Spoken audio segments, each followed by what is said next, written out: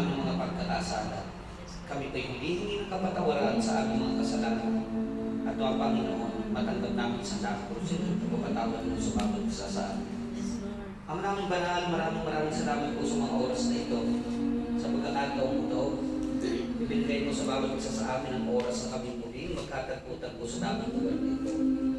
Marami mga kami kakulangan, marami kami mga bagay na hindi namin nagagawa, marami mga kami hindi tatanggap sa isip namin, subalit alam namin, Panginoon, na may kalooban na nararapat na may mga plano ka sa bawat isa sa amin. Kaya Panginoon, maraming salamat din sa lahat sa kalusugan ng aming mga pangangatawang, sa mga pagsubok mo sa aming buhay, sa pagbibigay mo ng mga biyaya, mga pagpapala, sa pag-iingat mo sa aming buong pamilya, sa aming mga mahal sa buhay, at sa lahat yung mga nasa malayong lugar.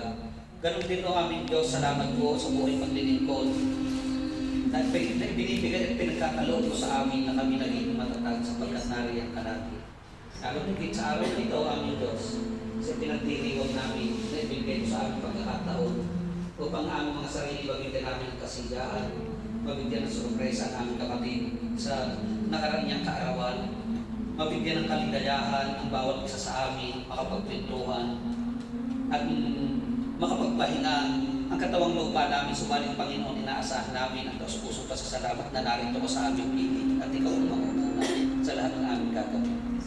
Ganon din po, aming Ama, patuloy kami dumudulog at dumadalangin. Nais po namin pangunahan mo ang lahat ng gagawin namin sa daming lugar na ito, pagplanuhan mo, pakialaman mo, at ikaw ang bahalang manguna sa bawat isa. Aming banal na makapangyarihang Diyos, muli dumadalangin kami dumudulog. Patuloy mo kami bigyan ng kasiyahan sa iyong piling. Patuloy mo kami patatagin. Patuloy mo kami bigyan ng kaalaman at karunungan sa mga bagay noon hindi pa namin nalalaman tungkol sa iyo. Patuloy mo kami pagtubayan sa aming ginagawa. Higit sa lahat ay patuloy namin pinagkakatiwala sa iyong aming mga sarili, ang aming mga kahilingan na patuloy namin itinutulog sa iyo. Huwag mo po kami bibitiwan. Higit sa lahat, bigyan mo kami ng kalakasan, pag-asa sa hinaharap. Lahat ng mga tao may mga karamdaman. At sa oras na ito, aming Diyos, sa nararamdaman ng aming kapatid na Sister Mylene. Yes, Lord, in Jesus' name. In Jesus' name.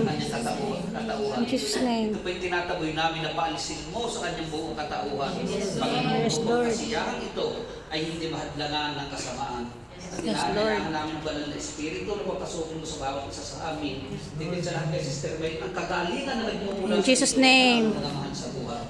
Ito po'y hindi namin sa iyo pangalan, sa pangalan ni Jesus, na ang lahat ng aming gagawin ay naaayon lamang sa iyong kagustuhan. Panginoon, ulit tinatagubilin namin ang lahat sa iyo. Kayo po ang bahala o aming Ama, itipignihin muli namin sa pangalan ng Ama, ng Anak at ng Espiritu Santo. Amen. Salmo 91.